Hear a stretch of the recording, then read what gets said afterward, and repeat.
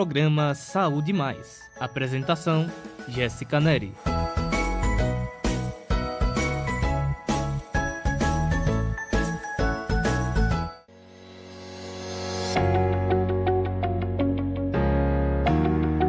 Começa agora o programa Saúde Mais, uma conversa sobre saúde, bem-estar e qualidade de vida. Produção: Rádio Colina de Santo Antônio.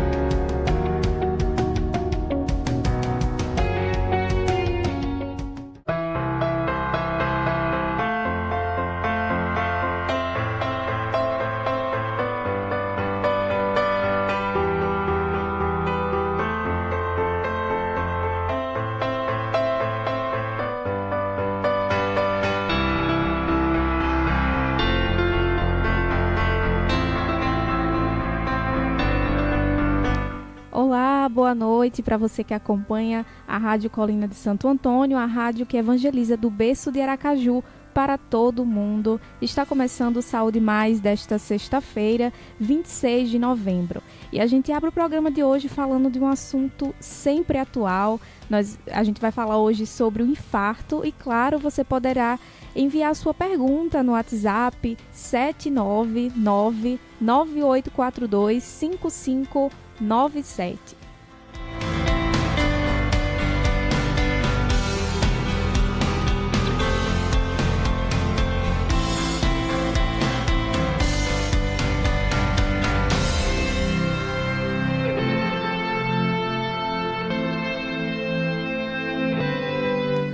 Há um ano, em 25 de novembro de 2020, o futebol perdeu Diego Armando Maradona, que faleceu em Buenos Aires aos 60 anos. E os relatórios preliminares da autópsia do craque argentino mostraram que ele teve o infarto enquanto dormia. E no mundo, mais de 17 milhões de pessoas morrem por ano vítimas de doenças cardiovasculares. Essas doenças líderes de morte, são responsáveis por quase 30% das mortes no Brasil. Dentre essas, o infarto é uma das principais causas.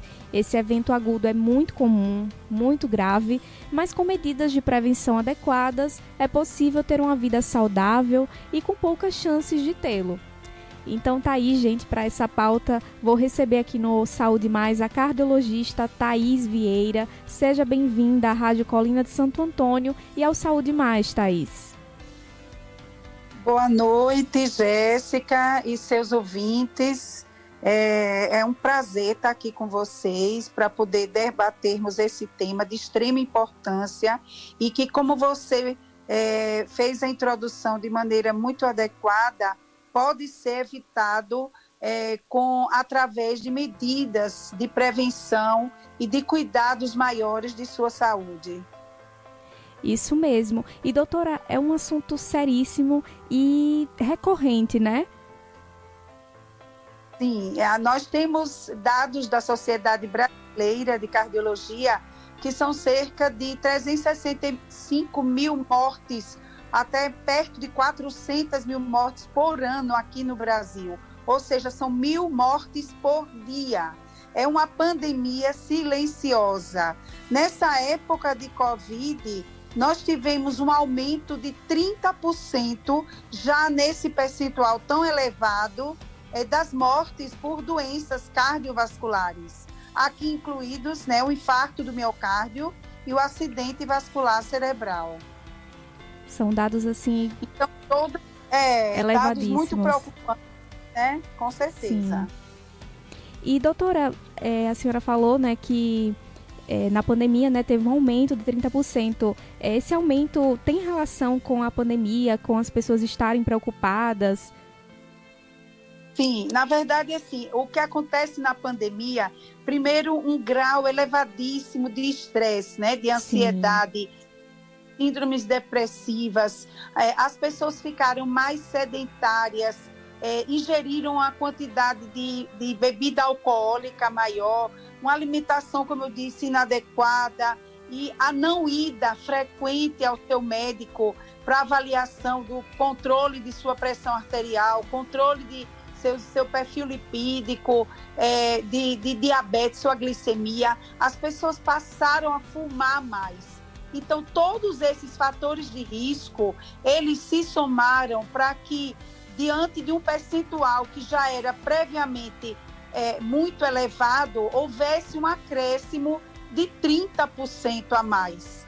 Acontece também que a infecção pelo Covid, ela também leva, isso já em um outro patamar, a complicações cardiovasculares, né? Então, a gente sabe que inerente à própria doença. Mas esse aumento de 30% se deveu mais a esses fatores ditos anteriormente, né? Então, os pacientes hipertensos, eles precisam primeiro ser diagnosticados, que são portadores de hipertensão arterial. A partir daí, tentar mudar o seu estilo de vida, a redução do consumo de sal, que é um dos principais, de muito difícil de ser alcançado, visto que a população brasileira está habituada a um consumo maior de sal.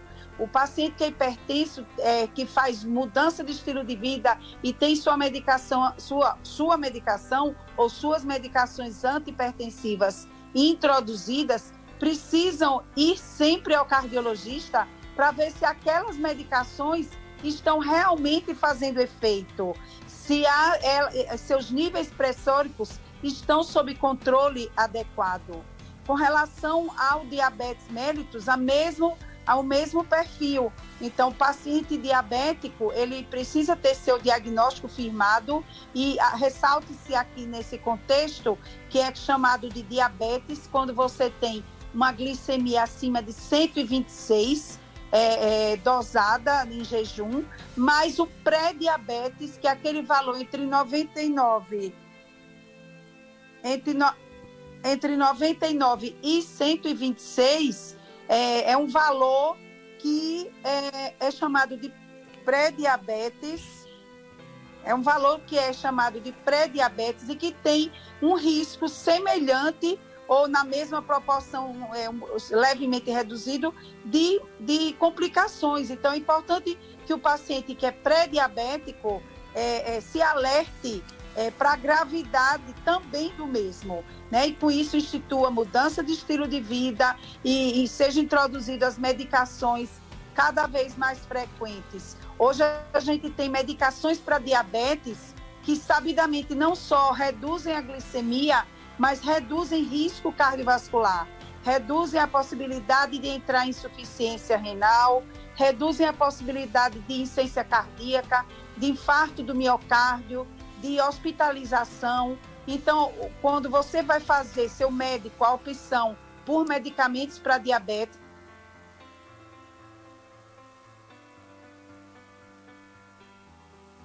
é importante que essa classe seja realmente a escolhida.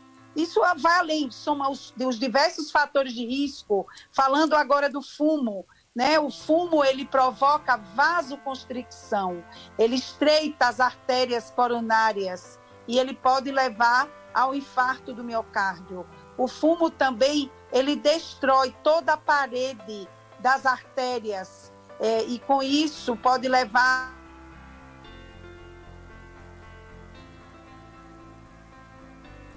ao aneurisma, a dilatação muito grave, e que essa aorta dilatada pode vir a se romper, que é chamado de dissecção de aorta, que recentemente nós perdemos um político expressivo em nossa cidade por conta dessa ruptura, dissecção da artéria aorta, que é a artéria principal do nosso coração, e que um dos principais fatores de risco para tal é o fumo e a hipertensão arterial.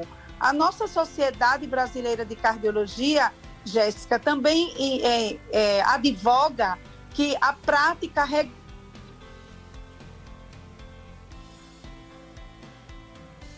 regular de atividade física cardiovascular. Então, você caminhar pelo menos 30 minutos, 4 vezes por semana, já agrega um percentual de benefício em termos de redução, né, de risco de um infarto ou de um AVC.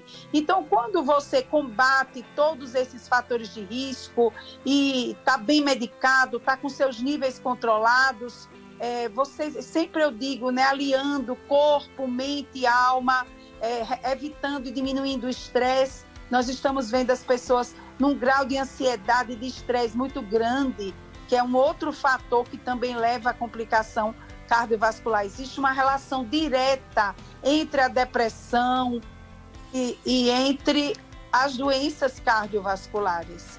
Então, o combate a todos esses fatores, essa soma que vai fazer com que você diminua seu risco de vir a ter um infarto do miocárdio. Isso mesmo, doutora. E você falou, né, da questão da caminhada, né? Já teve um programa, acho que foi o primeiro programa, a gente falou sobre essa questão da caminhada e as doenças cardiovasculares, que ajuda a prevenir, né? E sim, a gente observa também que o infarto tem acometido pessoas jovens, né? E por que isso tem acontecido? Existem vários. Isso é um detalhe muito importante, porque às vezes o paciente que é jovem acha que pode vir a não ter um evento cardiovascular. Muitas das vezes se exercitam de maneira vigorosa. Nós estamos vendo pacientes fazendo triatlon ou exercícios físicos que exigem mais do coração, né? Então, existem patologias cardíacas inerentes à idade jovem, né? Muitas das vezes genéticas. Vez ou outra, há um tempo atrás, um jogador de futebol da seleção dinamarquesa fez uma parada cardíaca durante um jogo da seleção, né? Então, geralmente, as patologias que acometem os jovens e que levam eles a terem infarto miocárdio ou levam eles a terem a parada cardíaca são doenças genéticas. Entre elas, por exemplo, a anatomia das artérias coronárias de uma maneira anômala, né? Então, o implante das coronárias, a pessoa nasce com eles de uma maneira defeituosa e que passam a vida inteira sem nenhum sintoma. E durante um jogo de futebol, ele vai e faz uma parada cardíaca. Outras patologias genéticas que também levam à morte súbita, a chamada miocardiopatia hipertrófica. O nosso coração, ele é um músculo e ele pode nascer hipertrofiado, que é aumentado de espessura, e isso predispõe a arritmias cardíacas. E isso podendo levar a uma morte súbita. Por exemplo, quando é um atleta de alto impacto, às vezes tem que ser, inclusive, proibido de continuar exercendo ou de continuar praticando essa atividade. Então, ainda temos outras coisas que infartam em jovens, que é o uso de substâncias ilícitas. Cocaína. Os jovens hoje estão usando muita cocaína, muitas dessas balas, né, que são ditas, e que são substâncias que dão constricção das coronárias e que pode levar ao infarto do miocárdio, inclusive ao infarto que tem que ser conduzido de uma maneira diferente de um infarto numa pessoa de mais idade. Existem ainda arritmias cardíacas malignas de nascença nos jovens, como a síndrome de Brugada, displasia ritmogênica do ventrículo direito, e que as pessoas passam a vida inteira sem sentir nada e esperando que, por não sentir nada, estão isentos de risco e não procuram fazer uma avaliação cardiológica adequada. Eu fiz uma live no Instagram, tem mais ou menos umas 2 semanas. Eu tenho um Instagram, doutora Thaís Vieira, em que eu vi um relato muito interessante de uma mãe que disse que o filho dela, de 12 anos de idade, ia começar a praticar atividade física e o pai, isso uma iluminação, uma bênção divina, disse que ele só começaria se ele fizesse uma avaliação cardiológica. 12 anos.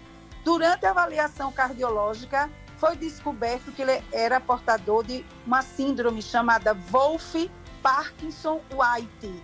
É um distúrbio na parte elétrica do coração e que durante a prática de atividade física poderia levar a arritmias malignas e ele ter uma parada cardíaca durante a realização da mesma. Então, eu sempre recomendo que, mesmo jovens, antes da prática de atividade física ou mesmo uma vez por ano, vá ao médico, ao seu cardiologista, ele vai fazer uma avaliação cardiológica detalhada. Se tiver tudo bem, ele vai dizer em quanto tempo ele vai voltar, não necessariamente uma vez por ano, no caso do jovem, mas pelo menos que tenha uma avaliação cardiológica antes da prática de qualquer atividade física. Isso é muito importante. E também recomendo de maneira reiterada, né, o não uso dessas substâncias ilícitas, inclusive o próprio álcool, né? O álcool, os jovens, eles estão bebendo muito, né? E às vezes se soma o uso da bebida alcoólica em excesso com essas substâncias, essas balas que quando interagem entre si, e às vezes até o cigarro também pode levar a complicação cardiovascular. Então, é um perfil de complicações e de patologias que precisam realmente ser diagnosticadas, nesse caso no jovem, para evitar de vir a ter um desfecho fatal. Geralmente no idoso as causas são outras, mas nos jovens geralmente são essas. Doutora, a senhora falou da questão da bebida alcoólica. Muitas pessoas, principalmente os jovens, né, têm o costume de colocar Red Bull no meio. Isso também pode ser um problema, né, um fator preocupante. Sim. O uso do Red Bull, que é um estimulante, junto ao álcool, existem estudos mostrando um percentual significativo de arritmia cardíaca, né? Então, inclusive o álcool, por si só, tem uma síndrome que se chama síndrome de Holiday. É o quê? Quando chega na segunda-feira, um grande percentual de jovens chegam à urgência, ou mesmo porque passaram o fim de semana bebendo em excesso, né? E que vão ter arritmias cardíacas. Quando eu falo de arritmia cardíaca, é importante que a gente saiba que existem arritmias cardíacas benignas, que as pessoas, de um modo geral, vão ter e vão conviver com ela e que não vão trazer nenhuma malignidade. Mas existem arritmias cardíacas potencialmente fatais e, inclusive, um tipo de arritmia cardíaca que se chama fibrilação atrial, que pode levar ao acidente vascular cerebral, que é o AVC, o derrame cerebral. Então, essa associação de álcool, principalmente em excesso, junto com os estimulantes tipo Red Bull, os energéticos como um todo, e também quando se soma ao fumo, então vamos dizer assim, uma bomba para que o jovem possa fazer uma arritmia e ter uma complicação maior. Agora, doutora, por que acontece o infarto? O que acontece no nosso corpo? Então, existem várias causas do infarto do miocárdio. A principal dela é a formação de uma placa de ateroma, né? Essa placa de ateroma é composta de colesterol, de triglicérides, se somam os fatores de risco, né? Quando você é hipertenso, diabético, tem um histórico familiar direto, de alguém na sua família que teve um infarto, de alguém da sua família jovem que veio a ter, inclusive, morte decorrente disso. Então, é uma placa, geralmente uma placa de ateroma, que em uma situação de instabilidade dessa placa, ela se rompe e o conteúdo daquela placa ateromatosa entra em contato com o sangue circulante, com elementos do sangue, que são as plaquetas, e vai haver a formação de um coágulo que vai conduzir à obstrução daquela artéria. Então, essa é uma fisiopatologia a mais frequente, realmente, que leva ao infarto do miocárdio. A gente sabe que na mulher, muitas das vezes, ela não tem essa... A mulher é um perfil muito diferente do homem, né? Então, a mulher, só fazendo uma retrospectiva, hoje a mulher, a incidência de infarto do miocárdio da mulher, ela está muito mais prevalente do que foi outrora. A mulher realmente ela assumiu um estilo de vida masculino. Ela trabalha, ela tem mais de 2 turnos, muitas das vezes. Ela, com isso, houve uma realização profissional, mas ela está mais sedentária, está submetida a mais estresse, fumando e o controle inadequado dos fatores de risco. Então, ela está muito disposta. A mulher que tem pré-eclâmpsia ou hipertensão na gestação, só pelo fato de ter essa hipertensão na gestação, ela já está submetida via ter no futuro um infarto do miocárdio ou uma doença cardiovascular. A mulher que entra na menopausa, ela perde a proteção dos estrógenos, que são os hormônios sexuais femininos, que dilatam os vasos, e com isso ela é uma época também que ela está mais predisposta a ter um infarto do miocárdio. E, além do mais, a mulher ela se preocupa muito com câncer de mama, em ir ao ginecologista, mas saibam, mulheres, que a morte das mulheres se deve à doença cardiovascular. Elas morrem 8 vezes mais por doença cardiovascular do que por doenças ginecológicas. É importante que se continue prevenindo os cânceres ginecológicos, as doenças ginecológicas como um todo, mas que também valorizem o infarto. As mulheres têm sintomas de infarto de uma maneira completamente diferente do homem. O homem, ela tem aquele clássico dor no peito, em aperto, que vai para os braços, para a mandíbula, aqui o queixo, para as costas, com palidez, com sudorese. A mulher, o sintoma é atípico, é sorrateiro, é uma dor na região do estômago, é um cansaço, é uma fraqueza, e que elas mesmas, às vezes, não valorizam a sua queixa. Acham que estão ansiosas, acham que são gases, e não procuram assistência médica. E a gente sabe que no infarto do miocárdio, tempo é fundamental. Ao início dos sintomas, é preciso que se vá à urgência para que seja dado esse diagnóstico em até 3 horas do início dos sintomas, que é o momento ideal da realização do cateterismo cardíaco e da abertura da artéria coronária, para se evitar ou o risco de um infarto ou de complicações advindas do mesmo, como arritmia cardíaca, insuficiência cardíaca, entre outros. Então, é um contexto esse. Existem outras causas de infarto do miocárdio, por exemplo, essas que eu falei anteriormente, que levam à constricção das artérias, mesmo em jovens, né, as anomalias de coronárias, mas a principal, a preponderante, é a placa de ateroma, ou, no caso da mulher, alterações de microcirculação, mas que em todo o contexto, aonde vai chegar, para chegar ao infarto, é um controle adequado dos fatores de risco, para que a mulher ou o homem não venham a sofrer o infarto do miocárdio. Doutora, e a gente sabe que a dor no peito é um sintoma muito característico. E a gente pode dizer que toda dor no peito é um infarto? Não, a região do tórax, né? Na região do tórax existem o coração, os pulmões, o esôfago, toda a parte mediastinal, a artéria aorta, né? Então, nós tivemos recentemente 2 casos, esse desse político que veio a óbito, e uma semana depois eu tive um paciente de 59 anos que, após uma contrariedade com um parente, rompeu, dissecou a artéria aorta e também foi a óbito. A dor da artéria, da dissecção da artéria aorta, que é a maior artéria do nosso corpo, também pode ser dessa maneira. Uma dor no peito, irradiada para as costas, com palidez, com sudorese. Então, é uma região que pode não só ser o infarto do miocárdio, mas outras patologias. Mas em todas elas, o importante é que quando você começar a sentir essas queixas, que você procure assistência médica, assistência cardiológica, o mais breve possível, porque vai ser muito menos danoso que você vá, procure assistência, não seja nada e seja liberado, do que você retardar a ida, achando alguma coisa que eu comi, são gases, e aí isso demora, posterga a ida à urgência, e com isso o diagnóstico tardio, que é o caso da mulher, faz com que aumente a mortalidade.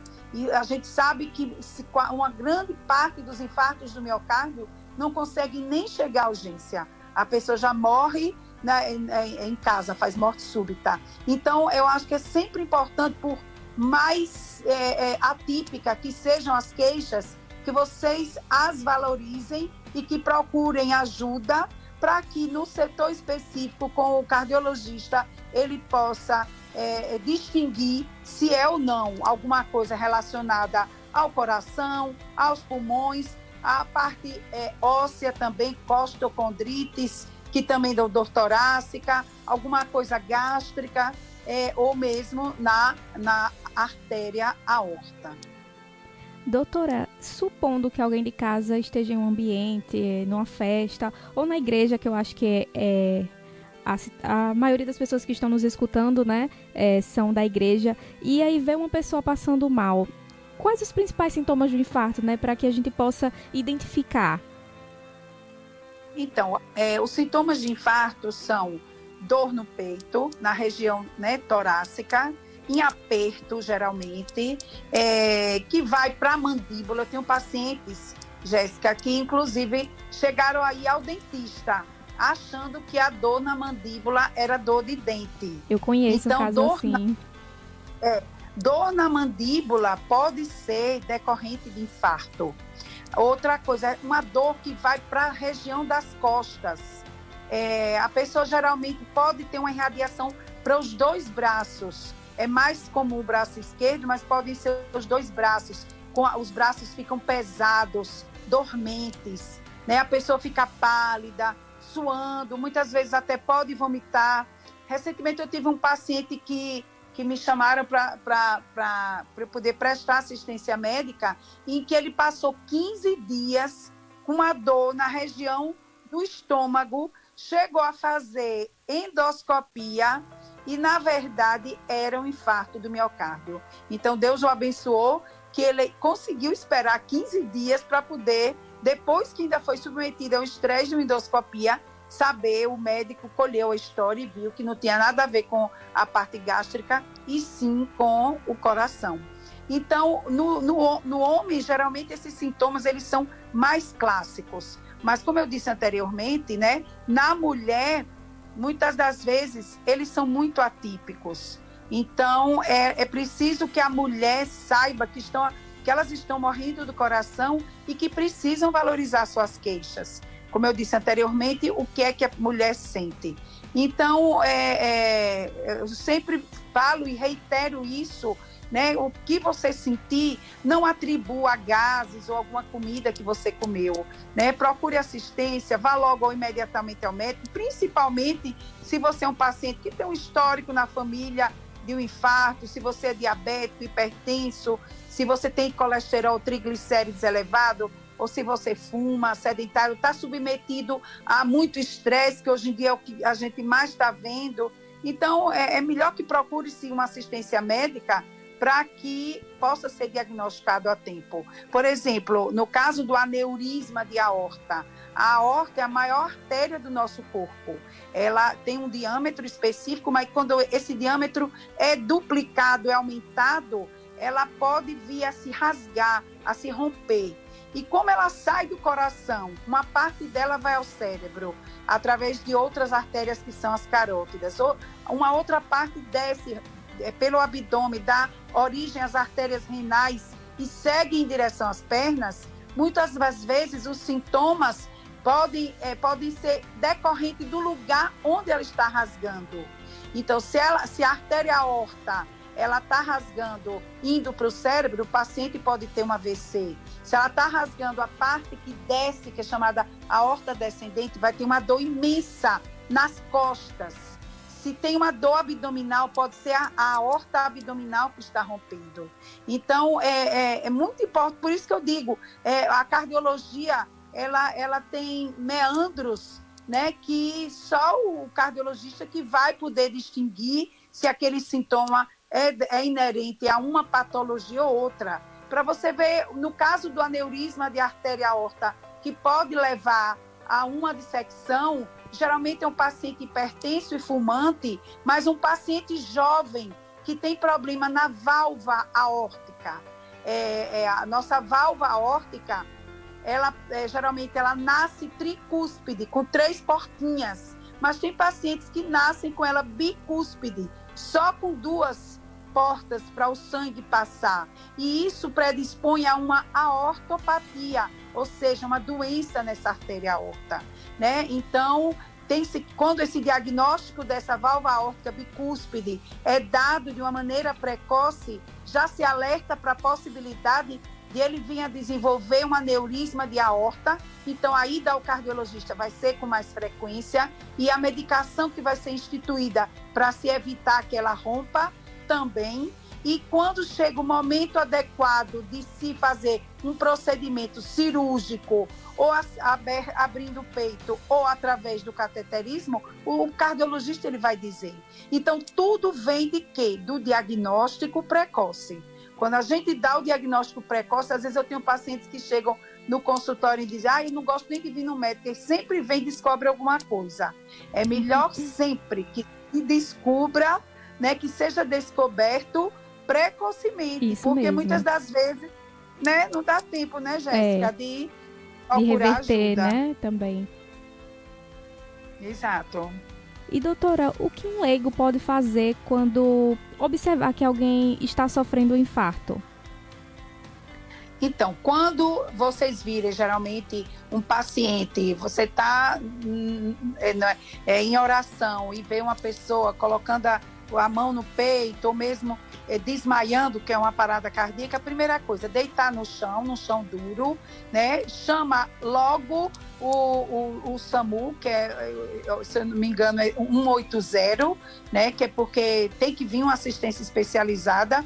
E nesse tempo, massagem cardíaca, né? Você coloca as duas mãos no peito, no tórax do paciente, com os braços estendidos e vai se fazendo a massagem nessa região torácica, intercalada com respiração boca a boca, né? Tampando o nariz e inspirando e expirando na boca do paciente e intercalando massagem cardíaca com a respiração boca a boca. A massagem cardíaca é de extrema importância numa ressuscitação cardiopulmonar, né? Então, enquanto a assistência médica, o SAMU, não chega, o que se fazer no caso de uma parada cardíaca, né? Porque no caso do infarto miocárdio dá tempo de encaminhar para a urgência, mas numa parada cardíaca você tem que tomar alguma atitude para ver se consegue dar que o paciente permaneça vivo até a ajuda chegar, né? Mas é isso, deita numa superfície dura,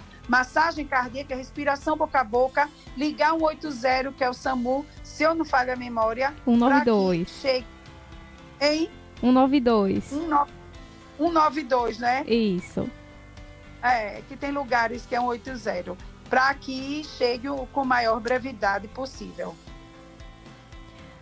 Agora nós vamos dar um pequeno intervalo para você beber água, ir ao banheiro rapidinho, e daqui a pouco a gente volta com Saúde Mais com Thaís Vieira, que está aqui conosco falando sobre infarto. Até já!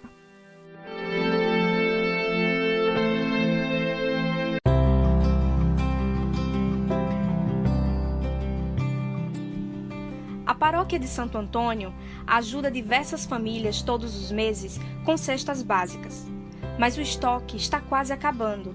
Por isso, precisamos da sua ajuda para continuar com as doações. Doe alimentos, materiais de higiene e de limpeza.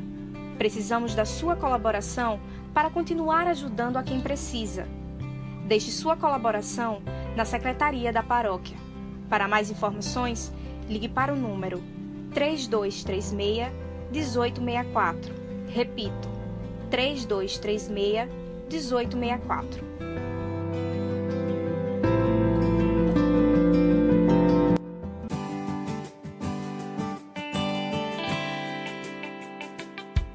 Minuto Mariano, Minuto Mariano.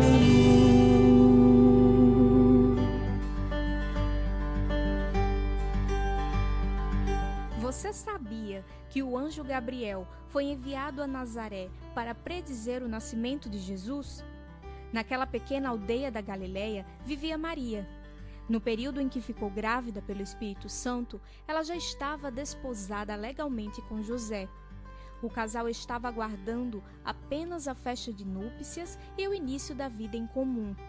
Foi por isso que José teve dificuldade em aceitar a repentina gravidez de Maria.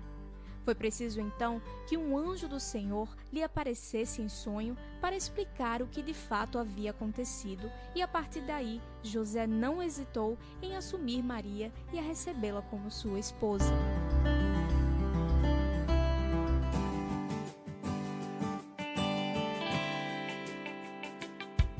Minuto Mariano, Minuto Mariano.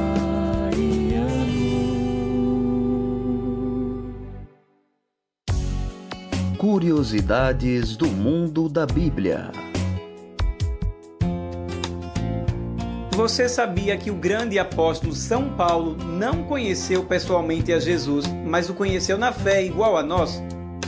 Suas 13 cartas dele, ou atribuídas a ele, constituem a grande parte dos 27 livros do Novo Testamento e trazem uma experiência e compreensão da pessoa de Jesus Cristo de modo inigualável. É dele a afirmação de fé em Jesus que encontramos na carta aos Gálatas, no capítulo 2, verso 20. Eu vivo, mas não eu, é Cristo que vive em mim. Minha vida atual na carne, eu a vivo na fé, crendo no Filho de Deus que me amou e se entregou por mim. Curiosidades do mundo da Bíblia.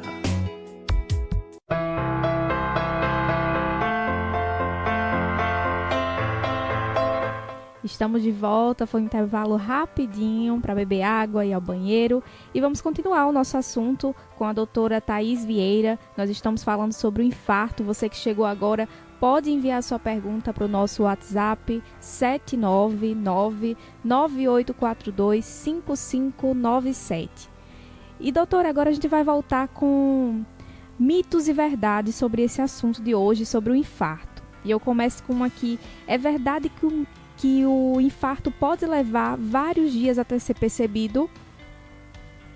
Sim, pode acontecer isso. Primeiro que ele pode até ser assintomático, né? Então, pacientes idosos, pacientes diabéticos podem não ter sintomas. Geralmente os infartos menores e só vão conseguir diagnosticar, às vezes fazendo um ecocardiograma, né? Vão no cardiologista, ele pede os exames complementares. Durante o ecocardiograma, você vê uma região do coração que não está contraindo de uma maneira adequada. Mas, em outras circunstâncias, ele pode vir de uma maneira mais atípica, não vir tão florida, né? Aqueles sintomas que são atípicos e que, inclusive, retardam a ida do paciente à urgência. Ou podem vir com aqueles clássicos sintomas que eu descrevi anteriormente. Por isso que eu sempre digo, por mínimo que sejam seus sintomas, que eles sejam valorizados, porque realmente o paciente pode estar infartando. É verdade que é muito difícil de prevenir o infarto entre pessoas com predisposição genética? Não, na verdade, assim, a predisposição genética é um alerta que a pessoa tem que ter e que pode vir a ser acometido, né, com muito mais probabilidade de um infarto do que um que não tem predisposição genética. Mas mesmo que você tenha predisposição genética, se você mantiver um estilo de vida saudável, um controle efetivo da sua hipertensão arterial, do seu diabetes, do seu colesterol, evitar o cigarro, prática regular de atividade física, evitar substâncias ilícitas, então o estresse, reduzir o estresse. Então, se você muda seu estilo de vida, né, você mantendo-se em tratamento, em acompanhamento cardiológico, você pode vir a retardar o aparecimento do infarto do miocárdio. A presença do fator genético da hereditariedade é um alerta para que você pode vir a ter uma patologia referente ao que seu parente mais próximo teve, mas não é 100% de certeza, né? Então, mas se você tem alguém na sua família que já teve um infarto, você fique em alerta, né? Melhora todos esses fatores que eu disse para vir evitar a ter também um evento desse. Aspirina ajuda a salvar a vida de quem está infartando? Veja, aspirina só pode ser dada pelo médico. Sim. As pessoas têm uma ideia, eu vou tomar para prevenir, aspirina para prevenir o infarto. Os estudos hoje estão mostrando que só quem deve usar aspirina é quem já teve ou um infarto ou um AVC, que é chamada de prevenção secundária.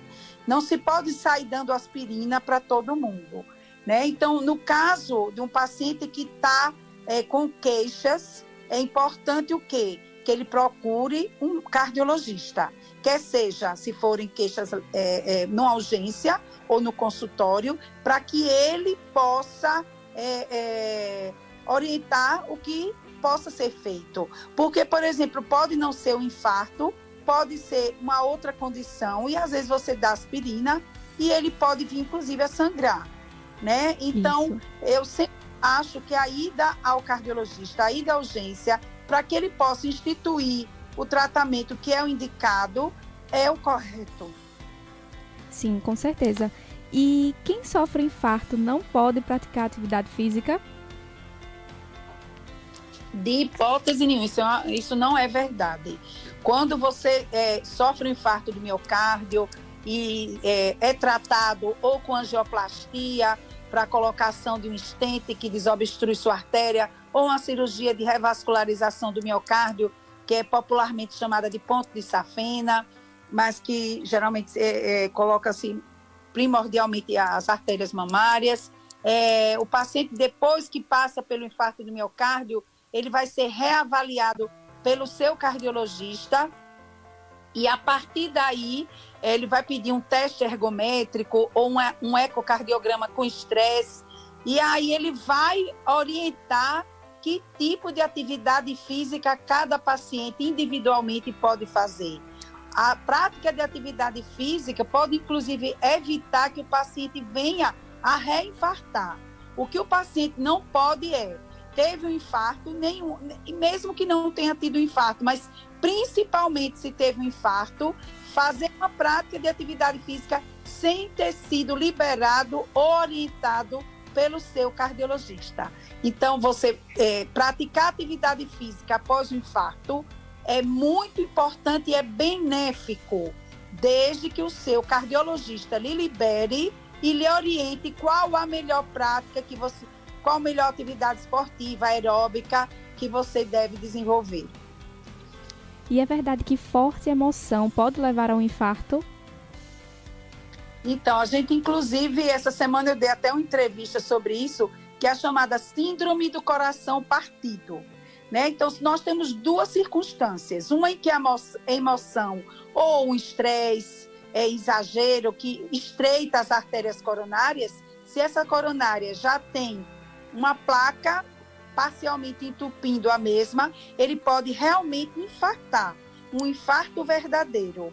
Mas existe uma outra síndrome também, que é chamada síndrome do coração partido, ou o sinônimo síndrome de Takotsubo, em que o paciente sofre um estresse muito grande, a perda de um ente querido, ou um término de um relacionamento, e que sente a dor no peito, semelhante a uma dor do infarto. Chega na urgência, muitas das vezes tem alteração no eletrocardiograma, nas enzimas cardíacas, que são biomarcadores que são dosados na urgência. E que quando vão para o cateterismo cardíaco, que é quem dá o diagnóstico, as artérias coronárias lá estão limpas. Nesse meio tempo, inclusive, é realizado, que é um exame de extrema importância, o ecocardiograma, que é tipo um ultrassom do coração, que o coração aparece na televisão, que dá muitos dos diagnósticos dessas patologias. E ele parece que está infartando, mas as coronárias são limpas. E isso acontece porque o estresse, a emoção, levam a uma liberação muito grande de catecolamina, que são substâncias que dão estreitamento dos vasos. E isso pode ser benéfico, geralmente sendo revertido espontaneamente em 7 a 10 dias, mas é preciso que tenha assistência médica, porque pode vir a complicar. Doutora, eu quero agradecer por você ter aceitado o nosso convite. Tinha uma pergunta aqui de Pedro Henrique, mas já foi respondida no meio do programa. Era sobre os energéticos, né? Então a gente acabou conversando e foi respondida. Ele falou aqui que foi respondida. Oi? Que também é muito importante, outra coisa que também é muito importante, em que inclusive nós vamos estar fazendo próximo sábado, 4 de dezembro, é o terceiro simpósio sergipano de cardio-oncologia. Então, o que é isso? O tratamento do câncer, a quimioterapia, a radioterapia está salvando vidas. Quando você faz um diagnóstico precoce do câncer, hoje já tem dados até de 70% de chance de cura. Só que as medicações, elas estão agredindo o coração e podem levar à cardiotoxicidade. Entre elas, o infarto do miocárdio, a isquemia, a insuficiência cardíaca, arritmias cardíacas, entre outras complicações. Então, também é uma causa de infarto e de isquemia miocárdica o uso de quimioterapia e radioterapia. Então, é muito importante quem está aí fazendo seu tratamento do câncer que tenha o acompanhamento conjunto, não só do oncologista, mas do cardiologista, para que o cardiologista possa detectar precocemente a presença dessas complicações e instituição adequada do tratamento para evitar vir a ser uma circunstância fatal. Também é importante, como nesse quadro que você está falando de infarto, fazer esse destaque.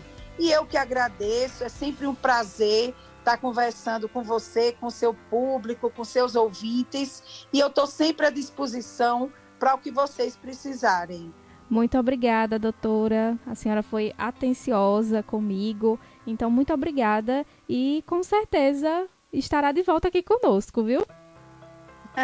Eu que agradeço, eu acho que essa é uma missão, né, Jéssica, de orientar as pessoas, eu tenho certeza que se a gente, nesse programa, uma pessoa se tocou ou se teve uma correlação com o que elas estão sentindo e evite-se uma morte, um sofrimento, a nossa missão já está, nós já vamos estar agradecidos a Deus por poder ter ajudado. Então, eu acho que é uma missão, acho que é de extrema importância. Parabenizo você, parabenizo a Rádio Colina do Santo Antônio, não é isso? Isso.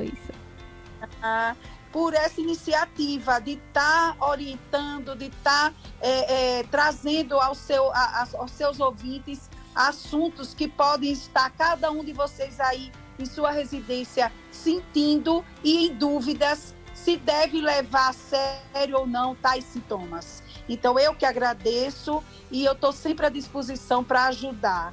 Muito obrigada novamente. Então, pessoal, estamos finalizando o Saúde Mais dessa sexta-feira. Próxima semana, acho que chegou uma pergunta.